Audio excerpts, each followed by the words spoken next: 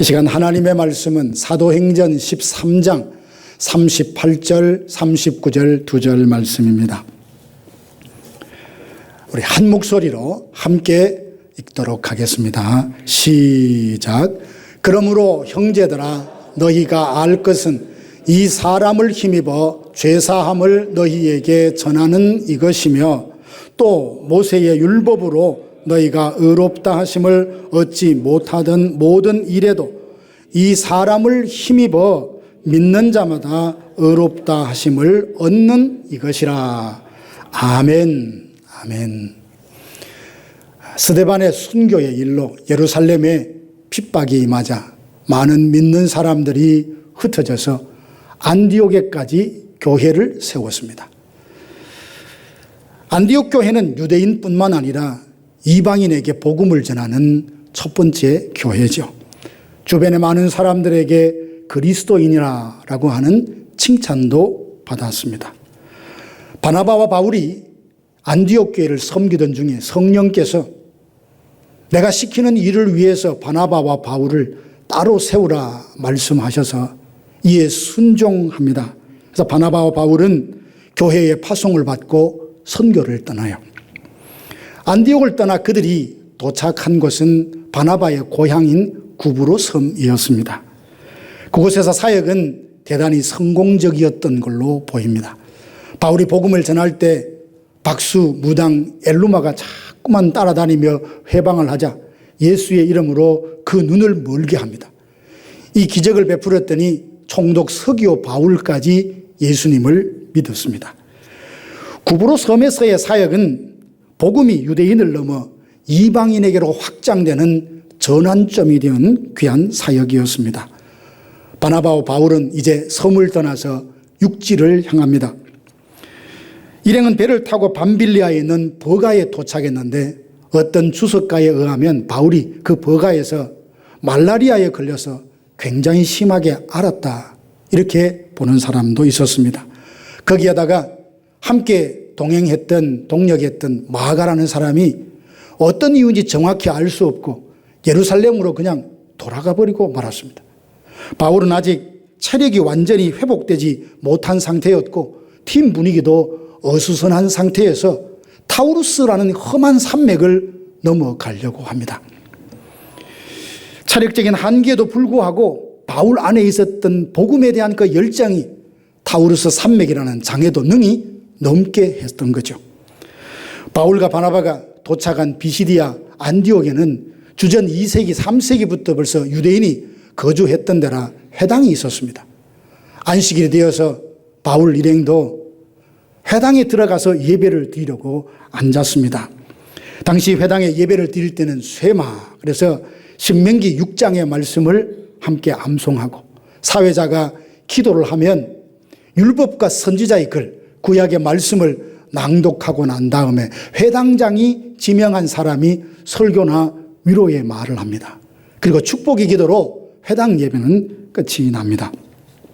회당장은 참석한 사람 중에 사도 바울을 보더니 지명하여서 당신이 오늘 권면 한번 해보라, 설교할 수 있는 기회를 준 겁니다. 사도행전 13장 16절에서 41절 말씀은 바울이 비시디아 안디옥 회당에서 했던 설교로 사도행전에 기록된 바울의 최초 설교였습니다.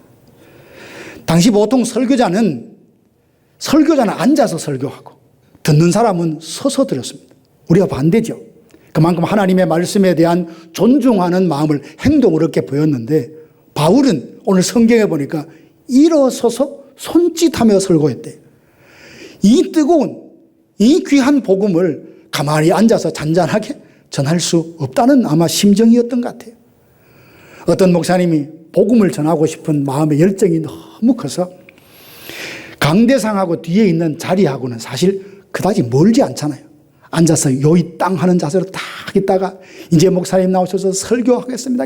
그냥 그 짧은 거리를 뛰어나와서 사회자를 확 밀치더니 아주 열정적으로 설교했다는 이야기를 들었습니다. 어쩌면 바울이 비시디아 안디옥 회당에서 이런 마음일 줄 모릅니다. 그가 왜 평범하게 보통 사람들이 앉아서 설교하는 걸 몰랐겠습니까? 그러나 일어서서 손짓하며 복음을 전했습니다. 비시디 안디옥에서 전했던 바울의 이 첫 번째 설교를 보면 복음의 진수가 뭔지 알 수 있습니다. 먼저 바울은 출애굽 사건을 시작으로 설교하기를 시작합니다. 하나님께서 아브라함, 이삭, 야곱, 요셉을 선택하시고 애굽 땅에서 큰 민족으로 키우셨습니다. 하나님은 이 일을 이미 아브라함 때에 미리 말씀해 주셨어요. 아브라함의 후손이 하늘의 별처럼 바다의 모래알처럼 많아질 것인데 큰 민족을 이룰 것인데 이 일을 위해서 이방 땅에서 객이되어서 4대 만에 큰 민족을 이루고 돌아올 것이다. 그렇게 약속을 하셨습니다. 하나님은 일을 계획하시고 성취하시는 분이십니다. 그러기에 요셉에게 꿈을 꾸게 하시는데 요셉의 꿈은 많은 사람들이 부러워하는 높은 자리에 올라앉았어요. 자기의 권세와 권력을 휘두르는 그런 삶을 약속하는 꿈이 아니었습니다. 야곱과 그 가족들을 애굽으로 인도해서 큰 민족으로 일으킬 수 있는 토대를 만드는 삶이 될 것이라는 것이 바로 요셉이 꾼 꿈의 진짜 내용이었죠. 하나님은 요셉에게 주신 꿈을 어떻게 이루십니까? 그의 삶을 범사가 형통하도록 섭리하십니다. 노예로 팔려가고 감옥에 갇히는 억울하고 힘든 순간도 있었지만 모든 일을 합력하여 선이 되게 하시는 하나님의 손, 하나님의 장중에 붙들려 있었기에 바로의 꿈을 해몽함으로써 애굽의 총리로 등극을 합니다. 요셉이 총리가 되었을 때 애굽과 전 가나안 지역에 기근이 얼마나 심했는지, 그가 총리가 된 지 7년이 지났을 때 기근이 너무 심해서 야곱과 그 가족들마저도 양식이 다 떨어져 버렸습니다. 그래서 야곱의 아들들이 애굽에 가면 양식이 있더라는 소식을 듣고 애굽으로 갔더니 거기서 누구를 만나요? 요셉을 만나요. 자기들 손으로 종으로 팔아버려서 죽은 줄 알았던 요셉이 살아있는 것도 놀라운데 애굽의 총리가 되어서 자기에게 양식을 주는 위치가 된 겁니다. 하나님의 뜻은 이스라엘이 애굽을 떠나 가나안으로 돌아가 그 땅에서 하나님의 나라를 세우는 것이었습니다. 이를 위해 하나님은 큰 권능으로 바로의 손에서 이스라엘을 이끌어내셔서 가나안으로 인도하십니다. 그런데 이스라엘 백성들은 430년 동안 애굽에서 지내다 보니 생각과 가치관, 이 모든 것이 애굽의 가치관, 사상, 문화, 우상으로 가득 젖어들어 있었습니다. 하나님은 이런 상태로는 이들을 통하여 하나님 나라를 세울 수 없다 판단하시고 광야를 통과해서 연단시키기로 작정을 하십니다. 광야를 지나는 동안 하나님은 이스라엘에게서 애굽의 그 때를 다 벗겨내고 하나님 백성다운 모습을 갖추도록 그렇게 연단하셨습니다. 근데 여러분, 우리가 몇십 년 동안 살아왔던 삶의 방식, 가치관, 그게 하루아침에 짧은 시간 안에 이렇게 벗겨지고 해결되던가요? 사라진 것 같으면 어느새 불쑥불쑥 옛 모습, 옛 자아의 모습이 드러나는 것이 우리들 아닙니까? 오랫동안 사람의 생각과 영혼 속에 스며든 그 사상은 쉽게 벗어지지 않고 하나님을 웬만하면 믿지 않고 조금만 어렵고 불편해도 원망과 불평을 쏟아놓습니다. 그래도 하나님은요, 자기 백성을 오랫동안 참으십니다. 40년 동안 광야에서 이스라엘 백성들을 연단하세요. 사람이 떡으로만 사는 것이 아니요 하나님의 입에서 나오는 말씀으로 산다는 것을 그들이 깨닫도록 훈련하세요. 오직 여호와만 의지하고 살아야 한다는 것을 뼛속 깊이 새기기 위하여 광야를 통과하게 하십니다. 마침내 하나님은 이스라엘을 가나안 땅으로 들이시고 그 땅을 기업으로 주시며 그 땅에 정착하게 하십니다. 그리고는 사사들을 주시는데 사사시대는 이스라엘 백성들이 혼란과 방황을 겪었던 시기였습니다. 결국 사무엘 때에 이스라엘은 하나님이 세우시는 사사 우리 못 믿겠다. 이방인들처럼 이방 나라들처럼 우리 손으로 세운 왕으로 하여금 우리를 다스리게 해달라고 요청을 합니다. 사울은 굉장히 그 요청을 안타깝게 그 밤새도록 절하였는데 하나님 뭐라 하십니까? 그들이 너를 버린 것이 아니라 나를 버린 것이라. 말씀하시며 신명기 17장에 하나님께서 미리 말씀하셨던 것처럼 하나님은 이 온 우주 만물을 통치하시는 그 계획 가운데 왕을 세우실 계획을 갖고 계셨습니다. 그래서 사울을 세우셨는데 이 사울은 하나님의 마음에 근심만 드렸습니다. 그리고 사울을 패하시고 다윗을 왕으로 세우셨는데 다윗은 하나님의 마음에 합한 사람이었습니다. 하나님은 다윗과 언약을 맺으시고 장차 다윗의 후손으로 이스라엘을 위하여 구주가 태어날 것이라는 약속을 주셨습니다. 때가 참에 하나님은 약속하신 대로 다윗의 후손에서 이스라엘을 구원할 구원자가 오셨는데 그분이 누구요? 예수 그리스도십니다. 바울은 지금 출애굽부터 예수님 때까지 그 긴 기간의 역사를 짧게 요약하면서 하고 싶은 핵심의 말이 뭡니까? 예수가 누구신가라는 겁니다. 예수가 누구신가? 아마 그 자리에 앉아있는 유대인들과 유대교로 개종한 많은 이방인들은 예수는 나사렛 갈릴리 그 지방의 촌 사람 아닌가? 목수 요셉의 아들이 아닌가? 아마 그렇게 생각했을 것입니다. 그러나 바울은 아니라고. 예수 그리스도는 아브라함과 다윗의 후손으로 약속받아 오신 진정한 이스라엘의 구원자라고 선포하고 있습니다. 바울은 회당에서 복음을 전할 때 일어서서 설교했다고 말씀드렸잖아요. 왜냐하면 그의 마음 가운데 안타까움이 있었어요. 분명히 구원자가 오셨는데도 불구하고 예수를 알아보지 못하고 그를 정죄하여서 빌라도의 손에 그를 죽도록 넘겨주는 겁니다. 그들에게 예수는 그리스도라고 정확하게 전합니다. 사랑하는 성도 여러분, 지금도 많은 사람들은 자기를 구원하지 못할 대상을 향하여 구원자라고 인정을 하고 우리를 구원해달라고 소리치며 아우성입니다. 사도행전 4장 12절 보면 예수 그리스도 외에는 구원을 받을 만한 다른 이름을 우리에게 주신 일이 없다라고 단정적으로 말해요. 예수를 믿어도 구원을 받고 예수 아닌 다른 누구를 믿어도 열심히 믿는다면 그 믿음의 결론에 구원이 있을 것이다. 이게 세상 사람들이 말입니다. 누구를 구원할지 누구를 멸망케 할지 결정권을 갖고 계신 하나님이 뭐라 하십니까? 예수 그리스도 외에는 구원자가 없다는 거예요. 예수 그리스도가 모든 인류를 죄와 사망의 권세에서 구원할 구세주다. 이게 바울의 설교의 첫 번째 대지였습니다. 예수님은 제자들에게 배신을 당하시고 자기 백성들에게 정죄를 당하시고 안식일마다 모여 선지자의 글을 읽고 암송하던 자들은 그 말씀 속에서 예수님을 발견하지 못했던 겁니다. 실제로 구약의 역사를 쭉 보면 하나님의 약속과 그 약속에 대한 성취의 반복, 이게 구약 성경이에요. 하나님께서는 구약의 여러 사건과 방법을 통해 혹은 직접 말씀하시는 방법을 통해 인자가 죄인을 위하여 죽으심으로 대속을 이루실 것을 말씀하셨습니다. 구약 성경에는 예수께서 구원자로 오셔서 인류를 죄 가운데 구원하실 것이라는 것을 여러 가지 방법으로 말씀하셨어요. 먼저는 아브라함이 하나님 말씀에 순종하면서 이 계시를 발견하게 됩니다. 백세에 얻은 아들 이삭을 모리아산에 번제로 드리라는 그 명령에 순종하지 않습니까? 칼을 들어서 아들을 죽이려고 하는데 하나님이 아브라함 행동을 멈추게 하시고 뿌리 수풀에 걸린 순양을 대신하여 아들 이삭을 위하여 번제를 드리게 하십니다. 이 일은 대리적 속죄에 대한 계시로 장차 아브라함의 후손들은 어떻게 구원받는 것인가를 그 사건을 통해서 미리 말씀해 주셨죠. 출애굽 사건을 통해서 우리를 어떻게 구원할지 하나님께서 말씀해 주셨습니다. 이스라엘이 애굽을 떠나기 전날 밤 어떤 일이 있었습니까?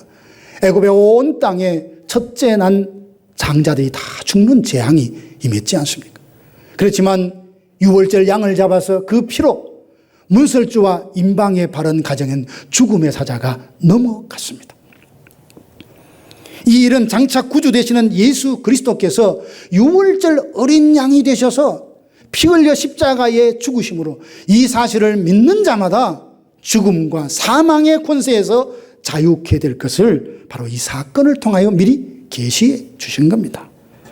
하나님은 모세로 하여금 제사 제도를 주시면서 짐승의 피로 속죄를 이루실 것을 말씀하셨습니다. 보세요. 여러 가지 사건, 방법들을 통해서 하나님은 내가 너희들을 구원할 거다.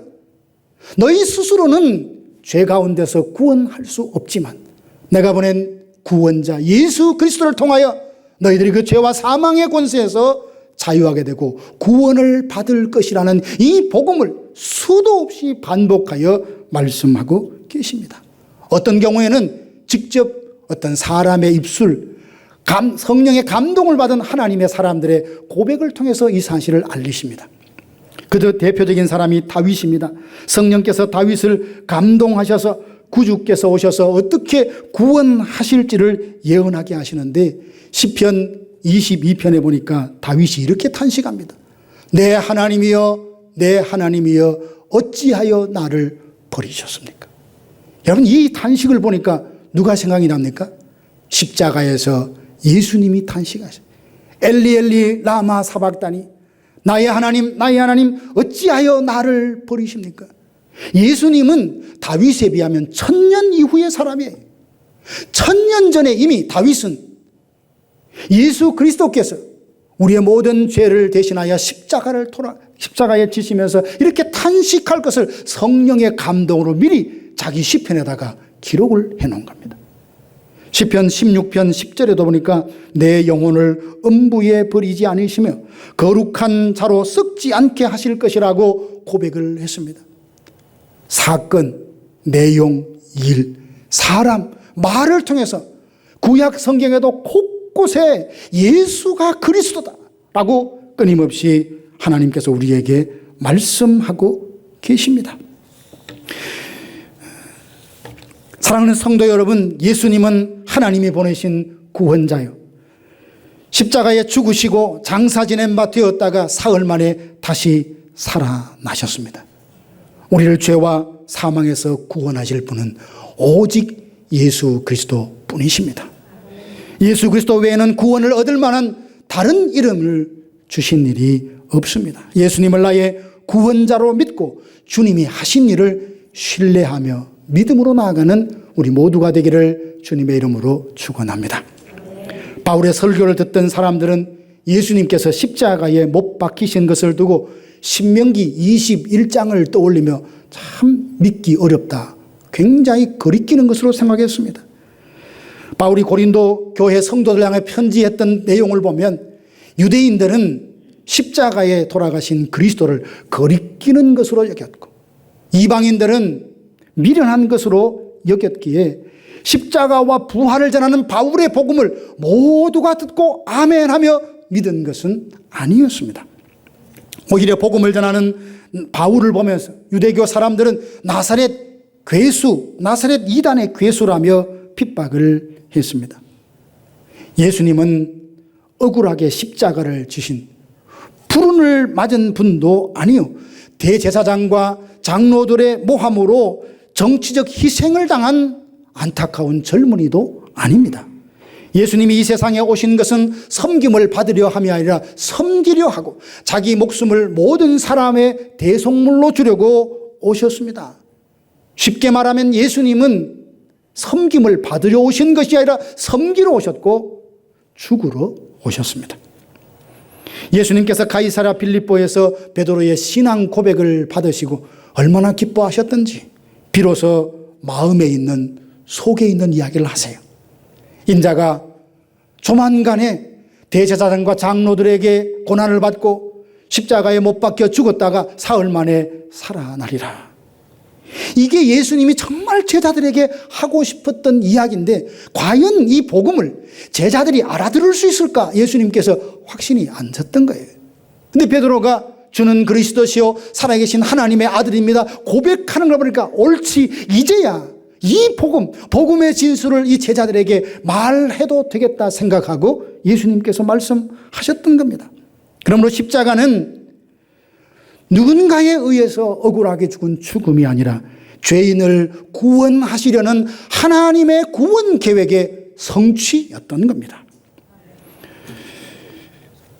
그리스도께서 성경대로 죽으시고 장사 지낸 바 되었다가 성경대로 다시 살아나사 여러 제자들에게 보이셨습니다. 많은 사람들은 지금도 예수 그리스도의 부활을 믿지 않으려고 합니다. 나는 하나님을 믿는다, 나는 크리스찬이라고 고백하는 미국 사람들 중에 부활을 믿지 않는다는 사람이 40%가 넘습니다. 나는 주일이 되면 교회를 가고 하나님을 믿습니다. 하나님의 존재를 믿지만 죽음에서 다시 살아나신 것은 믿지 않는다고 말하는, 어찌 보면 그들이 믿는다는 믿음은 사실 그 진위가 의심될 수밖에 없죠.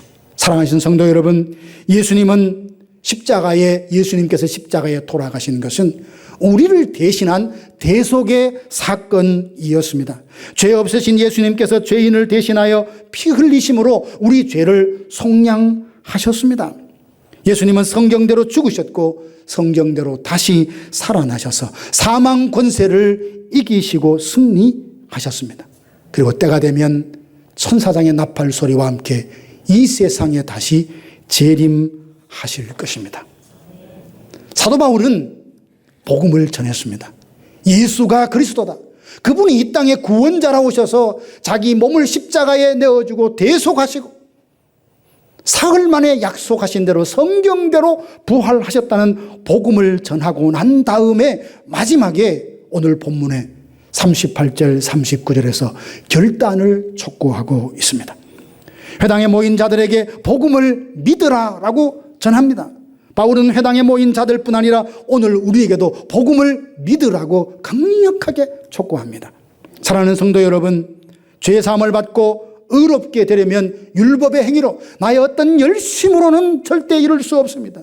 오늘 성경이 말합니다. 율법의 행위가 아니라 오직 예수 그리스도 그 이름을 힘입어 믿음으로 말미암아 죄 사함을 받고 의롭게 되니라. 이것이 복음입니다.